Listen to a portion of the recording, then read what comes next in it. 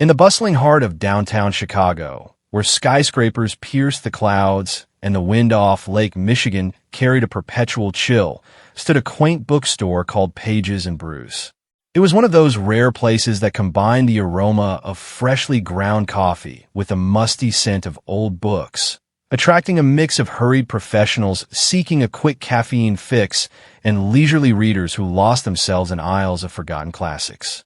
Leah Thompson, at 28, had been the owner for just over a year. She had inherited the shop from her aunt, who had run it for decades before passing away from a long illness. Leah had dark curly hair that she often tied back with a simple clip and warm brown eyes that crinkled when she smiled. Growing up, Leah had always been the quiet one in her family. Her older sister was the outgoing performer, but Leah found solace in books and in learning languages, not spoken ones, but signed ones. Her best friend from childhood, Mia, had been born deaf, and Leah had learned American Sign Language, ASL, as naturally as she learned to read.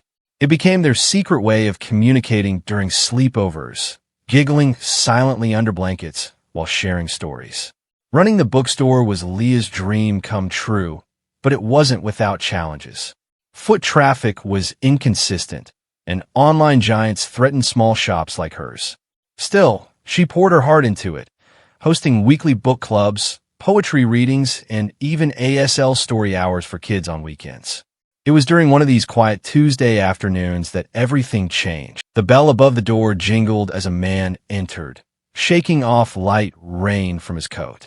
He was tall, with broad shoulders, neatly trimmed beard, and piercing blue eyes that scanned the room with a mix of curiosity and fatigue. Dressed in a tailored navy suit, he looked like he belonged in a corporate boardroom, not a cozy bookstore. His name was Alexander Grant, though Leah wouldn't learn that until later. At 35, Alex was the CEO of Grant Innovations, a tech startup that had recently gone public, making him one of the youngest billionaires in the city. But success came at a cost. His days were filled with endless meetings, investor calls, and the pressure of keeping his company ahead in the cutthroat world of AI development. Alex had wandered in on a whim. He needed a break from his office, just a few blocks away, where a major deal was falling apart. His assistant had suggested he grab a coffee somewhere quiet. Pages and Brews caught his eye with its warm lights glowing against the gray day. He approached the counter where Leah was arranging a display of new releases. "Good afternoon," she said with a welcoming smile. "What can I get for you? Coffee? Or are you browsing books?" Alex glanced at the menu board. "Large black coffee, please. And do you have any recommendations for something light? Fiction, maybe. I haven't read for pleasure in years." Leah nodded, pouring his coffee. "We have a great selection of contemporary fiction over here." She led him to a shelf, pointing out a few titles. As she spoke, Alex noticed her graceful movements, the way her hands emphasized points almost like dance. He picked up a book, a romance novel about second chances, and flipped through it absent-mindedly. "This one looks interesting." Just then, the door jingled again. A young boy, about 7 years old, entered with his mother. The boy had tousled blonde hair and bright green eyes, but he didn't speak. Instead, he tugged at his mother's sleeve and signed rapidly, pointing to the children's section. His mother, looking exhausted from a long day, signed back slowly, her skills clearly basic. Leah noticed them immediately. The children's ASL story hour wasn't scheduled until Saturday, but she couldn't ignore the boy's eager expression. "Hi there," she said aloud while signing simultaneously. "Welcome. Are you looking for books?" The boy's face lit up like sunrise. He signed back excitedly. "Yes. Books about animals. And adventures." His mother looked surprised. "You know ASL?" Leah smiled, continuing to sign as she spoke for the mother's benefit. "Yes, my best friend growing up was deaf, and I teach classes here sometimes.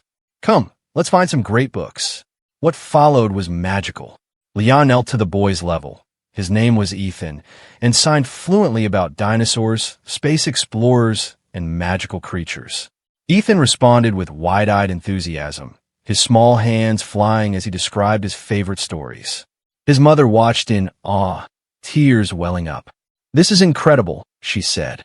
Ethan usually gets so frustrated in places where no one understands him. Thank you. From across the aisle, Alex watched the scene unfold. He had set his coffee down and forgotten about his book. There was something captivating about the way Leah communicated, not just with words, but with her entire being.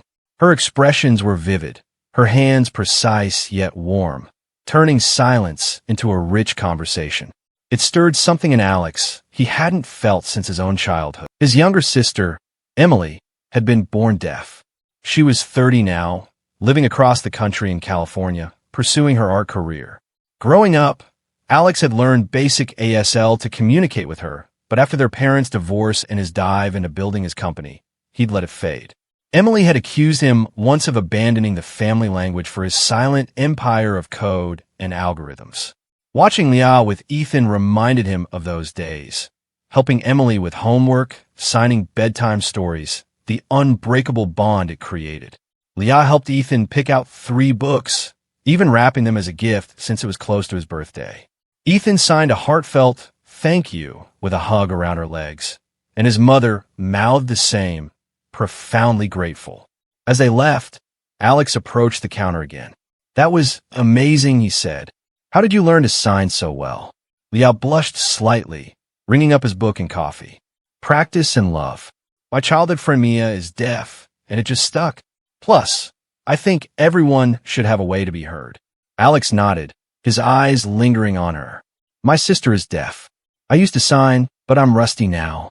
Seeing you with that boy, it brought back memories. Really, Leah's interest peaked. That's wonderful.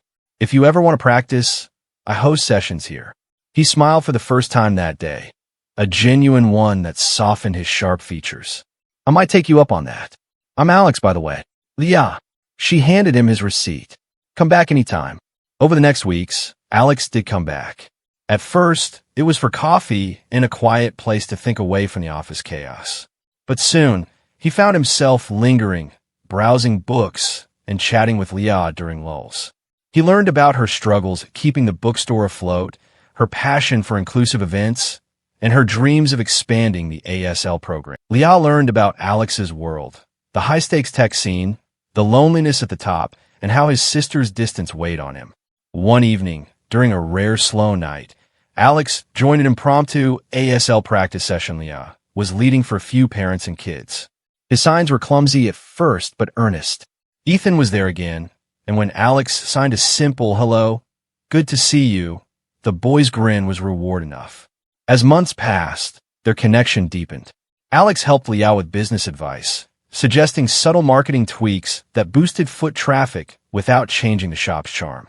Leah rekindled Alex's love for reading and signing. He surprised his sister Emily with a video call, signing fluently about his new friend who ran a bookstore. Emily teased him relentlessly, but was thrilled. One rainy autumn day, exactly a year after their first meeting, Alex arrived with a purpose. He had closed a major deal that morning, but felt empty until he stepped into Pages and Brews. Leah was behind the counter, signing a story to a group of children, including Ethan, who was now a regular. After the session, as the kids left, Alex pulled Leah aside. You've changed everything for me, he said, signing along for emphasis, a habit he'd adopted. You reminded me that true innovation isn't just in tech. It's in connecting people, in making sure no one feels silenced. He knelt, pulling out a ring box. Leah Thompson, will you marry me? He signed the question too, his hand steady from practice. Tears streamed down Leah's face as she signed and said, yes. Their wedding was intimate, held in the bookstore after hours, surrounded by shelves of stories. Emily flew in as maid of honor, signing vows with joy. Ethan scattered petals, signing happy to everyone. Together, they expanded the foundation Alex funded, turning Pages and Brews into a hub for deaf community events, free ASL classes, and inclusive storytelling. Years later, on anniversaries, they'd sit in the cafe section, watching new connections form, a child signing thanks, a stranger learning their first word. Because sometimes the quietest gestures speak the loudest. A simple sign of gratitude, a willingness to listen beyond words, can bridge worlds and build forever.